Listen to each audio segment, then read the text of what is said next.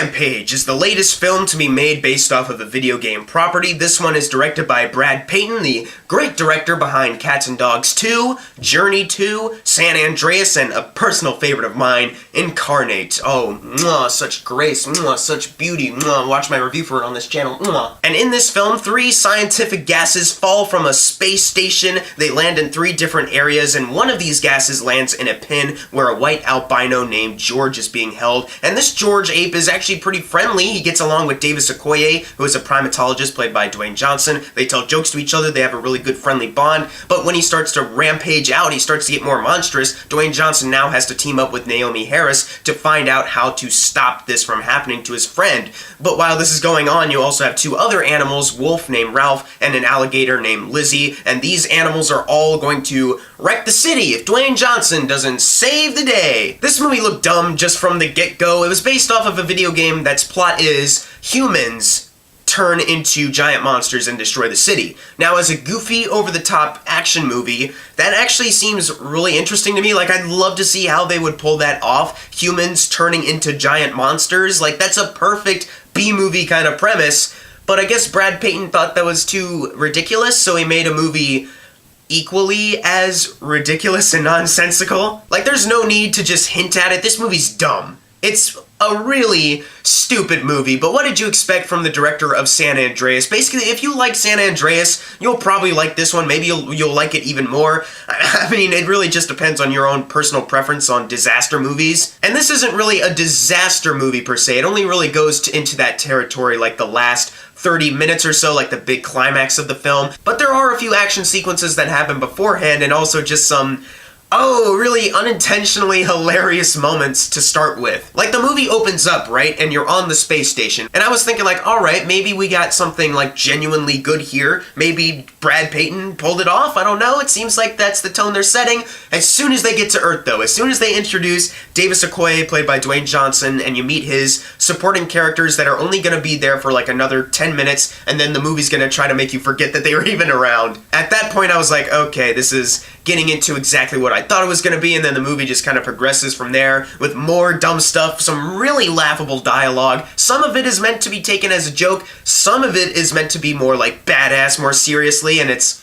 not really so. It's just kind of funny that someone thought that was actually a good line to write down. And structurally, I just really like how the supporting characters just kind of play hot potato with each other, because you open up with these 3 side characters who work with Davis, but then they cut to Naomi Harris. And then also these 3 are working now with Jeffrey Dean Morgan, and then it's just kind of their movie from now on, and you just forget about everyone else. Eventually, when they get to a military base, they introduce another character that I thought, is he gonna have, like, an important role to play? Like, obviously, he's a general in this scenario, so he's gonna be important, but is he gonna be like a Jeffrey Dean Morgan or a Dwayne Johnson who has, like, their own story arc?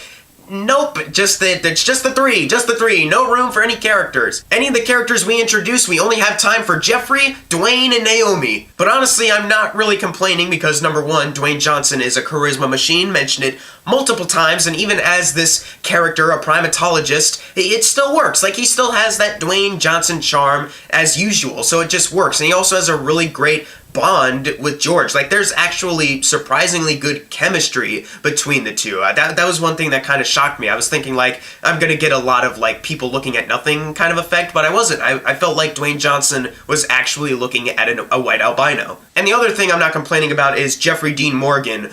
Oh my god. I've never watched The Walking Dead, but from what I've been told, he has an infamous lean. And throughout this movie, you might as well have just called him Jeffrey Lean Morgan. Like, seriously, Jesus Christ, every single shot, every scene, even in action scenes, you could see him just kind of leaning back like, hey, what's going on over here? Like, talking with a cowboy accent, too. And he even has, like, lines of dialogue referring to himself as a cowboy, like, you know what they say, us cowboys gotta stick together. Like, what is this character? I didn't care, though. He's the best character in the movie. Sorry, Dwayne. Jeffrey Dean Morgan is the best character in this movie because he was chewing up the scenery to a maximum. But you could tell, like, he doesn't really care. Like, he is having a blast making this right now. I was having a lot of fun because of him. I do think, though, out of the three main characters, though, Naomie Harris is definitely the weakest. They set up a backstory, but it's in one of those scenes where it's like, we kind of need to insert the backstory here, kind of, because the main characters, who are maybe going to be romantically involved later, they kind of need to set that up because they need to bond, and it just felt really forced, and it doesn't really lead into her story arc in any other way, just that I want to get back at this evil company, but there's nothing really, there's just nothing really there. She's just who she is, a character who can deliver exposition to Dwayne Johnson and then fall in love, hopefully, maybe in the sequel. And speaking of this evil corporation, the villains of this movie, Malin Ackerman and Jake Lacy, whoa.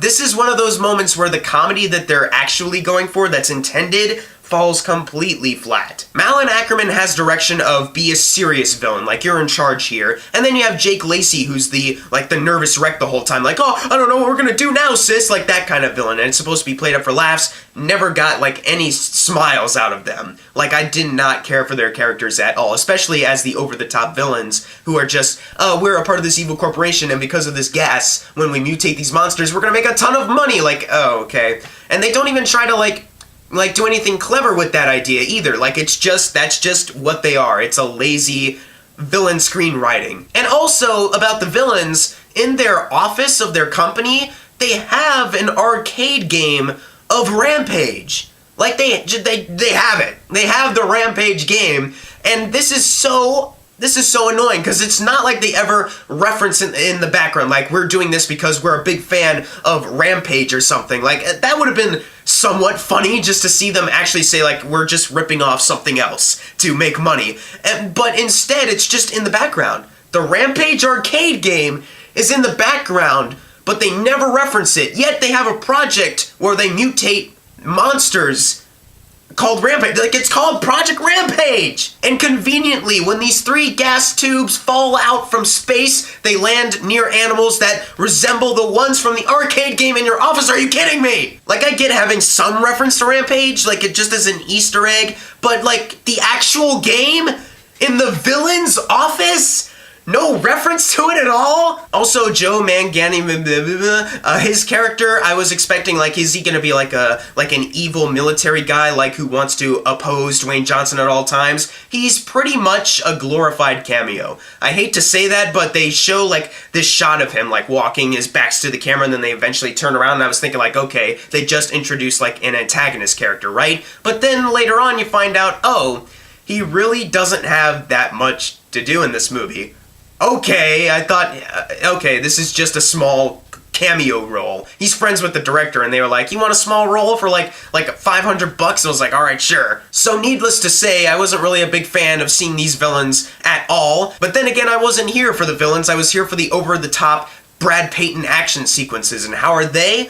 They're a lot of fun. Once you get to the third act, there's some action scenes that take place beforehand. There's a pretty fun plane crash that happens earlier on in the movie. There's a sequence involving Ralph the Wolf in the woods that was actually, like, pretty good. Actually, not even, like, guilty pleasure good, like genuinely a good sequence. But the main action that everyone kind of wants to see happens near the end of the film, and it's a lot of fun. Some of it is bad, though, mainly because of the CG. Now, the creatures themselves, when you look at the monsters, they're very well designed. They have a lot of cool, like, enhancements to just their body structure, like, especially Lizzie the alligator. And whenever it's just them on screen, whenever you only see the monsters wreaking havoc to the city, it genuinely looks pretty good. Like, they spend a lot of good time with the CG on this. It's whenever they get involved with people, whenever there's a person in the shot and you also have to see the monster, that's when you start to notice the terrible green screen and just the terrible, almost finished but not entirely done yet CG look that this film has. But that being said, even though I definitely started noticing that in the third act, that just kind of added to my guilty pleasure enjoyment. Like, honestly, I was watching the first hour thinking, like, okay, there's some fun action here, but there's also some unintentional laughs. I'm enjoying Dwayne Johnson and Jeffrey Dean Morgan's characters because they're just over the top and just silly. But it's the third act that really brought it home to me, where I can actually say, like, this movie is a genuinely amazing guilty pleasure, for me at least. I know there are some people that are a little sour on this, and I can understand that this isn't going to work for everyone, obviously, but for me, who honestly just walked in expecting like a Brad Peyton San Andreas movie just with giant monsters in this one, like that, I got kind of what I expected out of it. At least when it got to the third act, that's when the movie just kind of ramped into high gear. There's a lot of fun action in that sequence, and there's also a lot of clever ways to keep the monsters fighting each other. Some of it gets a little repetitive near the ending of that sequence, but whatever, like it's still a lot of fun. Hey guys, so I'm rewatching this review and I realized that I don't think I'm selling you guys enough on this third act, so I just want to tell you guys a couple things. Some of you might consider this spoilers. It's really not, because who cares? There's 2 deaths, right, that are completely abrupt. One of them comes out of nowhere and kind of makes a character not so friendly anymore, I guess you could say. Dwayne Johnson gets shot at one point, multiple times, but then there's a line where he gets back into the action and Naomi Harris is like, what's wrong? Like, I thought you got shot. And he was like, don't worry, I think it missed the vital organs. I was like, oh my god, really? Like, that's a line that someone wrote in the movie, right? But then like 10 seconds later, something even worse happens where a building is about to collapse, but Dwayne Johnson gets the bright idea like, hey, I'm gonna start up this helicopter on the roof, and we're gonna have it like whirling around, but we're not gonna actually fly it away. We're gonna ride the building as it collapses. And then the building smashes to the ground, like tons of people around them are probably dead, but then you just see Dwayne Johnson and Naomi Harris just kind of stumble out for a second like, oh dang, then they just start to walk it out, and like they act like none of that just happened. Like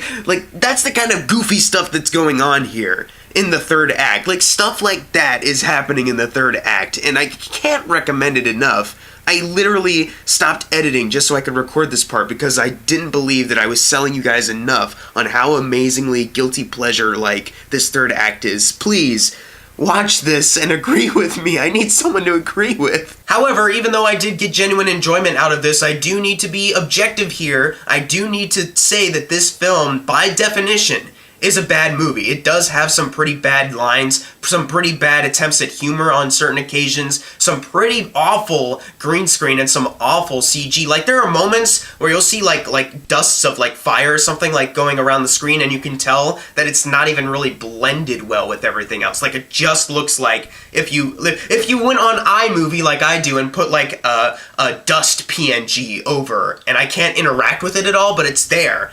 Like, it looks like that. But despite those obvious Brad Peyton horrible filmmaking moments, Dwayne Johnson is good as usual. Jeffrey Dean Morgan is just national treasure. The CG when the monsters are by themselves is genuinely really impressive, and there's a lot of fun action, even near the beginning, but also near that ending that if you are going to check this film out, I would definitely recommend it as a guilty pleasure. Don't expect a good movie out of it, because there are some pretty bad moments, especially the villains made me cringe the most out of anything in this movie. But if you're going into this movie expecting a C+, then you're gonna get a C+, according to me, because I'm gonna give Rampage a C+. It has its dumb, fun summer moments. It has some good jokes from Dwayne Johnson, and Jeffrey Dean Morgan is someone who I'm in love with right now, but there are those moments that if you are looking at this film and thinking, I want a genuinely good movie out of this, I don't want a guilty pleasure, I want a genuinely good movie, spoiler alert, you're not gonna get it. Especially with how this movie ends, technically setting up a franchise. I guess the movie's doing very well financially, so it could, but the movie just ends in this place where you're like, wait, I thought the goal was this, but you didn't even accomplish that. Like, you just accomplished, like, the other stuff. But what about this, you know? So yes, needless to say, it has its flaws, but Jesus Christ, I probably will watch this movie again just for the amount of dumb fun I had with it, because it is dumb. It's a dumb movie, but it's a dumb movie you can have fun with. But if you've seen Rampage, leave in the comments below of what you thought of it, and as always, thank you guys for watching. Make sure to subscribe. I'm Jackson Fulcher. See you guys next time.